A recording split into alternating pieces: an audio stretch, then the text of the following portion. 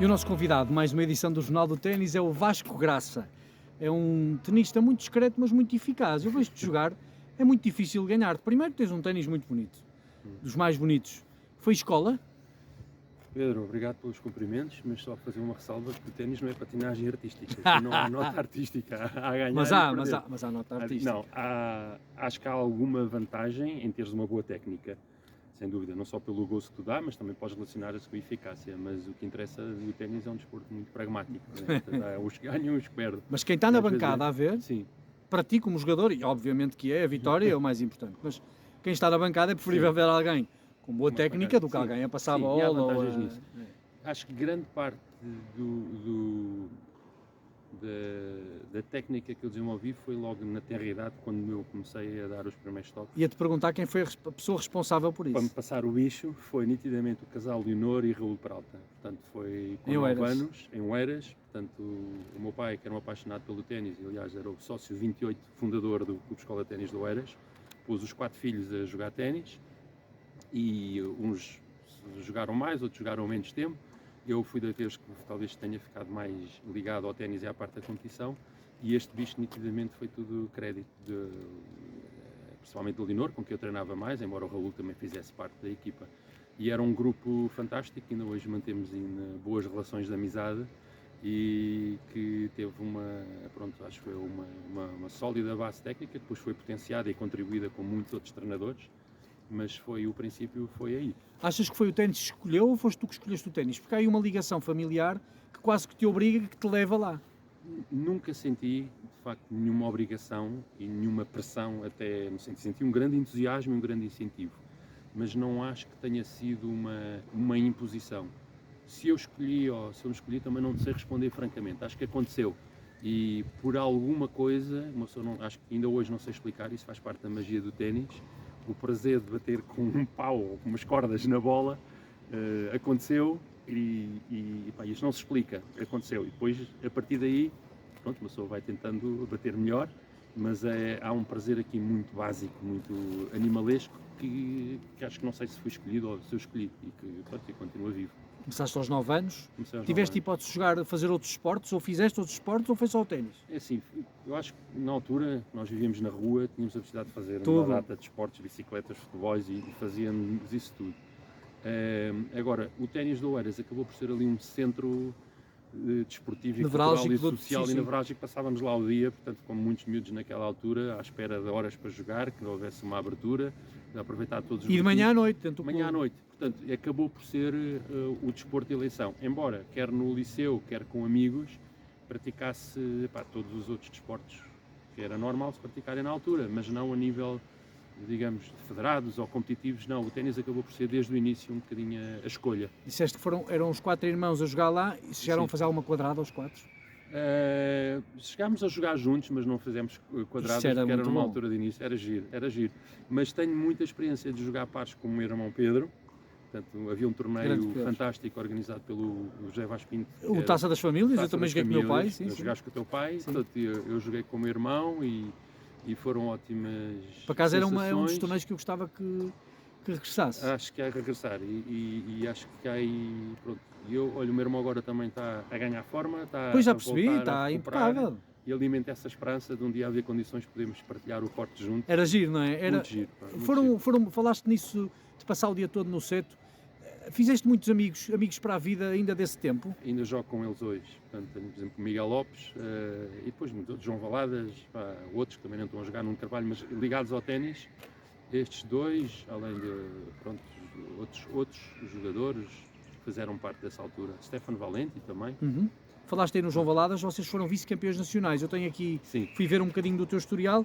Tu foste campeão nacional de pares masculinos sub-16 em 83 com o José Luís José Kendall. Luís Kendall, da Foz. Foste exatamente. campeão nacional de pares masculinos segundas categorias em 85 com o Luís Damasceno. Fantástico. Olha, Já não te lembravas dessa? Boa. Foste campeão nacional de pares masculinos mais 40 anos com António Figueiredo em 2010. Grande top player. Campeão nacional mais 45 em 2013. Este é o teu título porque foste campeão nacional individual. Campeão nacional mais 45 pares masculinos com o João Freitas em 2012. Representaste Portugal em 3 campeonatos do mundo, na Croácia, nos Estados Unidos e aqui em Portugal. E és o atual número 5 nacional de mais 55. mas acima de tudo és uma excelente pessoa. Isso também é importante. É bom tu, porque com certeza quando vais para os torneios, há muito do tempo é passado fora do corte. Certo. Aquele convívio, o partilhar de ideias, o partilhar de momentos, também faz parte Sem dúvida, da nossa Pedro. forma de estar no ténis. Isto é um pacote completo e acho que à medida que os anos vão passando, se isso não começar a assumir uma importância cada vez maior, algo está errado. Não é? Porque acho que, e nem se deve separar uma coisa da outra. Ok, deve separar no sentido de quando vais fazer um jogo, pôr as amizades de lado, tens um adversário, não tens um inimigo. É fácil ou difícil? Para ti? O que fazer Como é que essa tu fazes separação? isso? Não, eu acho que há uma certa rotina e há uma certa habituação de fazer isso. Mas acho que o importante é teres bem na tua cabeça a diferença do que é um adversário e o que é um inimigo. E tens do outro lado um adversário. Durante aquele período, não interessa se é amigo ou não, tens que objetivamente procurar avaliar qual é a melhor forma que tu podes fazer para lhe ganhar. Mas isto não tem nada a ver com criar inimizades, portanto, ou de teres que criar uma postura demasiado agressiva ou isso, porque acho que isso, então na nossa idade, acho que, felizmente, há uma consciência que isso faz cada vez menos sentido. Nunca te aconteceu teres que jogar com alguém quase como um inimigo do outro lado? Alguém que... Não, alguém que encara o jogo como essa, aconteceu e ainda acontece. Portanto, eu acho que ainda há... Como é que tu és sempre muito calmo dentro do corte, como é que tu fazes? Como é que... É assim, Pedro, não... Deves arder aí por dentro, deves ter uma... Claro que há momentos em que a tensão surge e isso tudo, mas eu penso que, e que eu posso também perder a cabeça, portanto não sou nenhum... santo. Exatamente, nenhum monge budista que está impávido e tudo, mas, contudo, eu acho que a clareza é... Não devemos deixar que essas pessoas nos tirem do nosso registro, é o nosso desafio. E, em parte, isso também é um serviço que essas pessoas nos prestam, de alguma maneira.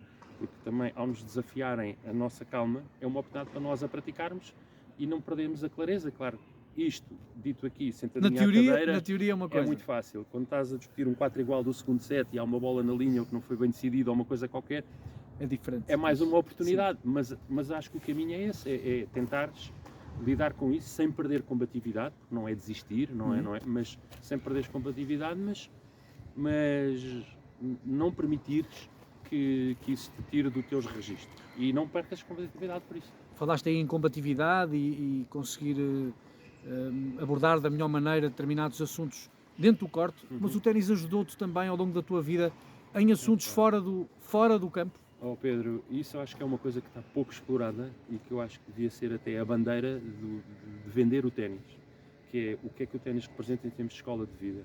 Eu acho que muitas vezes, em termos gerais, o ténis hoje é vendido na base dos sonhos e das expectativas e por isso é que hoje vemos tantos pais que estão cheios de Rafaéis Nadais e Rogers Federers em casa. E eu acho que isso também há uma certa responsabilidade de todos nós, atores do ténis, que vendemos o ténis um bocadinho só na cereja em topo do bolo e com a imagem dos grandes campeões. Embora todos sabemos que, na realidade, quem lá chega é uma percentagem ínfima. E não é por não chegar lá que o ténis não tem um grande potencial e que devia ser vendido, até para se diferenciar de outras modalidades em que tem até, sabemos, uma... visibilidade maior, eventualmente. Visibilidade e uma gratificação mais instantânea. E aí é que eu acho que o que devia ser vendido era cada vez mais atitudes no ténis e competências. Portanto, eu acho um miúdo que aprenda a trabalhar por objetivos, a desenvolver sentido de responsabilidade,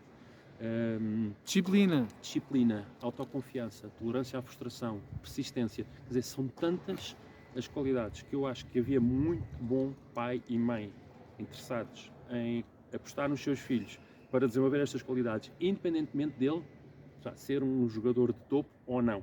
Porque até pode ser, porque isto não é uma coisa ou outra. Muitas vezes isto é visto como, ok, ou és um jogador de competição, ou então és só um jogador. Não, tu podes utilizar o ténis e a própria competição com enfoque nas competências que te interessam para a vida. Porque sabemos que a maior parte das pessoas não vai seguir uma carreira profissional. É residual. E eu acho que isso, eu vivi muito isso. Eu acho que uma das coisas que eu fiz particularmente bem foi a conciliação do ténis com os estudos e com uma vida social e familiar. E esta... Conseguiste organizar sempre bem. E não só organizar, mas sentir os benefícios também da disciplina. De que um trazia ao outro. Sim. Ou seja, para teres uma vida que tens várias frentes, mas que é benéfica, harmoniosa. Tudo equilibrado. Sim. E procurar exatamente esse equilíbrio. E acho que isso são competências que o ténis tem para a vida, que devíamos todos apostar mais. Aos 9 anos começas no Seto, continuas a jogar, nota-se que o Vasco tem jeito. O José Vasco ou Vasco, como é que se chamavam?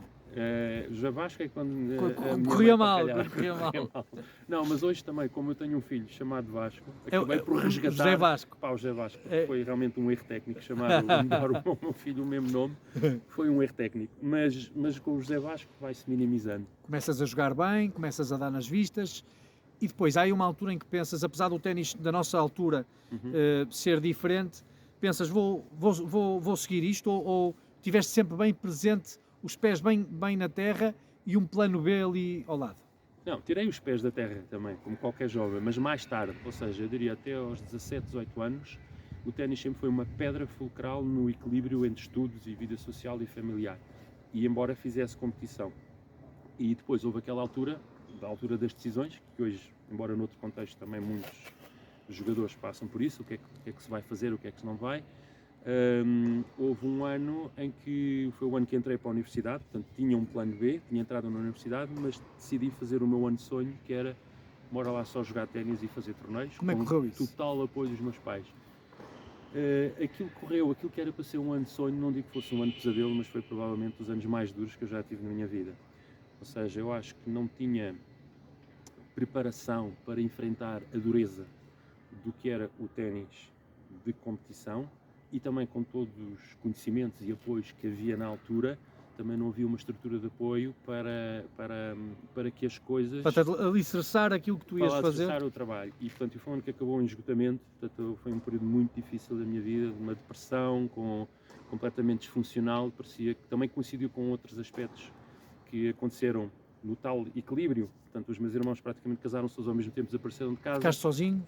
Filho único, portanto, ali cheio de mimo, que é bom, mas ao mesmo tempo aquilo fugiu, portanto a parte da aposta no ténis também comprometeu o convívio social, portanto houve um certo afastamento. Sentiste alguma pressão em ti também, que era, enorme. Eu apostei neste ano e agora... Enorme. Aliás, isso resultou não por fatores externos, mas por uma pressão interna criada, em que à altura a mentalidade era, queres ser jogador, era o Rocky Balboa, não é? Tens de correr, sim. E se não estás a correr bem tens de fazer mais esforço, sempre numa lógica de esforço. Limite.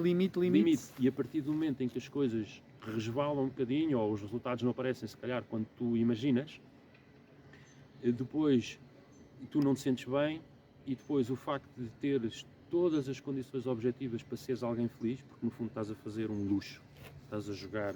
Fazer o que queres. Fazeres o que queres, mas quando não estás bem, depois essas condições exteriores, isto é um bocado paradoxo, essas condições exteriores tão perfeitas ainda te desenvolvem processos internos de culpabilização e parece que ainda vais... Eu tinha tudo e não consegui fazer aquilo a que me propus. E tenho tudo para estar feliz e não estou feliz, e depois é uma espiral. E o que é que eu vou dizer agora aos meus pais que me deram o apoio todo e... Pronto, e foi uma roda viva. Felizmente, o que é que também te ajudou? com o apoio da família, imediatamente, isso era nem quero imaginar como é que teria sido o desenrolar sem o apoio da família e amigos, inevitavelmente também. Portanto, isso foram os alicerces e gradualmente as coisas começaram a reequilibrar. Portanto, voltei à universidade, o tal equilíbrio perdido voltou, e também o que me ajudou muito foi o próprio ténis.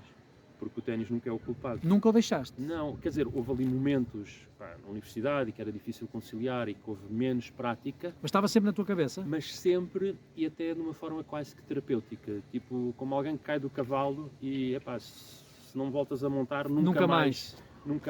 E houve, acho que, essa consciência. E então, gradualmente, voltei a jogar, voltei a sentir o prazer de competir. Que idade é que tinhas aí? Isso já foi no final da universidade, talvez 25, 24. Depois houve, também uma fase profissional mais difícil de conciliar com o ténis de competição. E agora, de maduro, surge a oportunidade de ouro, que eu vejo um bocadinho como uma ponte com os tempos do Oeiras, em que tu jogas pelo gozo. Portanto, é como se... É o prazer de... O prazer, sobretudo. Ou seja, é como se uma pessoa, acho que isso é comum a qualquer miúdo que começa a jogar ténis, nem sabe explicar bem, porque ele não está preocupado em ser o melhor do mundo ou o melhor que ninguém. Mas naquele momento em que está lá dentro... Gosta de bater na bola. E depois, à medida que nós vamos crescendo, sobretudo na adolescência, começamos a criar expectativas, eu acho que é um bocado lixo. Começamos a criar lixo, querer ser alguém, querer ser melhor que aquele, comparar com aquele, não sei o quê. Portanto, expectativas, objetivos. Portanto, fazemos lixo. E eu acho que o ténis veterano representa uma oportunidade de ouro para nós nos reconciliarmos Com o nosso eu com o prazer, da infância, o nosso com o eu da prazer de adolescência. jogar. E às vezes isto, está bem, isso é um produto muito bonito, mas tu queres ganhar o campeonato nacional, ou queres ganhar isso. Isso não É é possível incompatível. fazer as duas coisas. Aliás, não é só possível, como eu acho que é a melhor forma de tu seres o mais competitivo Porque possível. tiras pressão, porque estás ali descontraídamente. É o total foco na tua superação, e isso tens esforço, tens que correr, tens que te esforçar, tens que lidar com a vitória e a derrota na mesma, mas se tiveres uma clareza que o foco é no teu processo de superação, é que nesse caminho vais ganhar e vais perder, mas não perderes o foco na superação e saíres realmente do ganhar e perder como verdadeira prioridade, que se calhar funciona a nível profissional, não sei, nunca tive assim uma grande experiência profissional, se calhar até pode funcionar a níveis mais jovens, mas a que custo? Também não... Isto é um bocado o que eu digo às vezes aos meus filhos, não só em relação ao desporto, todos eles fazem, mas também em relação à vida. O que o ténis me deu também foi essa capacidade de eu posso perder num jogo, mas eu vou voltar outra vez. E essa resiliência que nós aprendemos no ténis é uma dos ensinamentos maiores que nós temos para a vida. E acho que havia bons pais a gastar dinheiro, a investir dinheiro em ter os filhos com este propósito. Sim. E não forçosamente, às vezes, no registro, que hoje, talvez menos, mas ainda existe, de estar a dizer, pá, o seu filho tem muito jeito, vamos apostar, e pronto, eu acho que vejo muitas situações. Tens filhos? Como é que tu fizeste? Eles começaram a jogar também? Pá, começaram a jogar, tenho a Joana e o Vasco, dois filhos fantásticos, que começaram a bater bolas com os primos, portanto eu dei aulas a eles e aos primos, era uma festa ao domingo.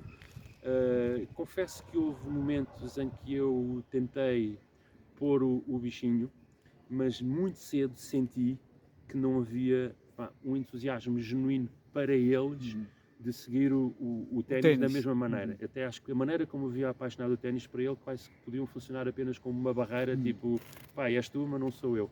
E acho que tive o bom senso de não forçar, e eles felizmente hoje têm muitos outros interesses, gostam de jogar ténis, por isso batem mesmo, umas porque bolas, não, se calhar batem umas não bolas, forçaste. mas para responder à tua pergunta, eu acho que tive que saltar uma geração. Agora os meus próximos netos, quando tiver netos, eles já não vão... Esses vão jogar. Eles vão jogar, porque eu também já não vou ter este O discernimento. avô vai dizer não, se calhar o avô já vai... Se agora, a partir de agora, os filhos tudo bem, mas... Deixam cá os filhos em casa, os gajos vão para o quarto. Vão para o quarto de ténis. O que é que vão fazer durante o dia? Jogar ténis. É isso. Tem que ser. Vai ter que ser.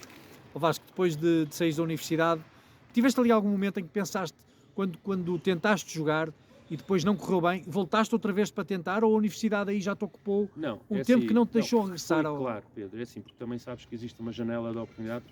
Era ali, era naquele momento. Era ali naquele momento.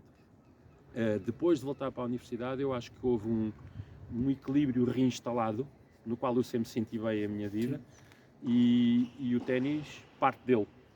E sempre vi de forma clara o ténis como um motor de outras coisas importantes para a vida, como uma fonte de prazer, uma fonte de superação, e acho que gradualmente tenho vindo a trabalhar cada vez mais com objetivos.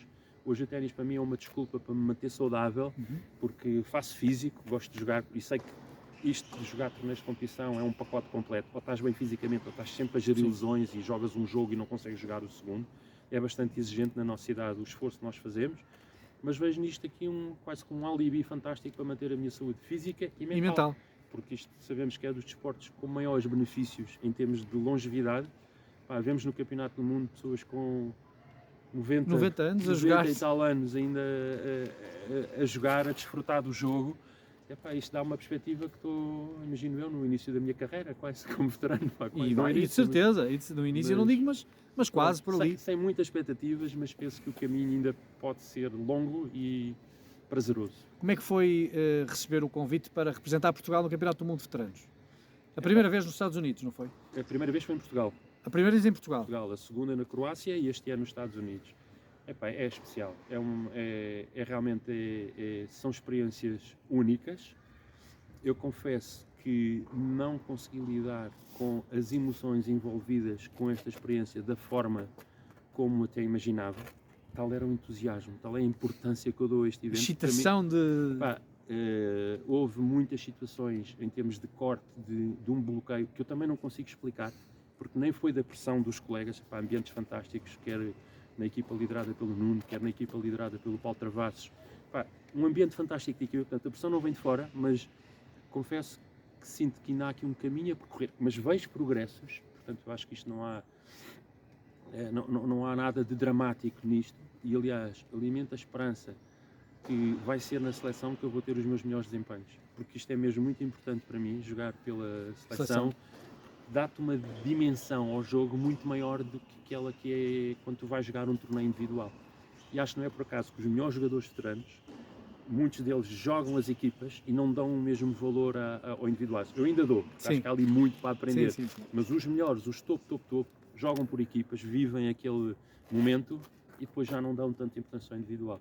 E acredito que para ultrapassar estas, bloqueios, estas ansiedades, que não têm grande explicação objetiva, mas que acontecem porque nós damos importância, o único caminho é fazer aquilo que eu estou a fazer, que é jogar mais, e sempre que tiver o privilégio de ser convidado, aproveitar ao máximo para retirar. Quem foram as tuas grandes referências no ténis? Quando começaste a jogar e atualmente?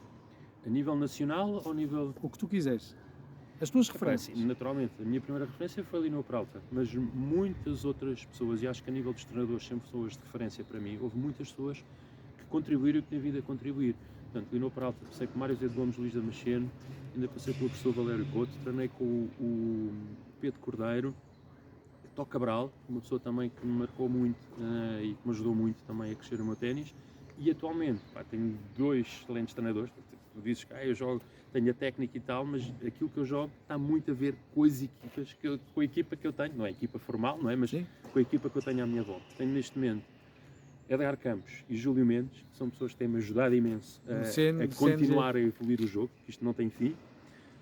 Tenho o meu sobrinho, Stefan Graça, que na parte física tem sido um engenheiro fantástico e que já há 3 anos temos feito um trabalho com consistência fantástico.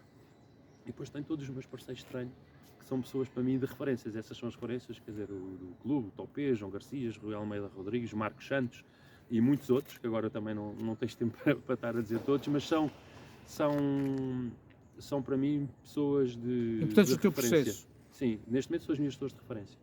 Agora a nível internacional, Roger, não vale a pena. Roger e assim, todos eles, Roger, Nadal e Djokovic, eu acho que são pessoas... Tiras sempre um bocadinho de cada um. São inspiradores, mesmo esta nova geração, são...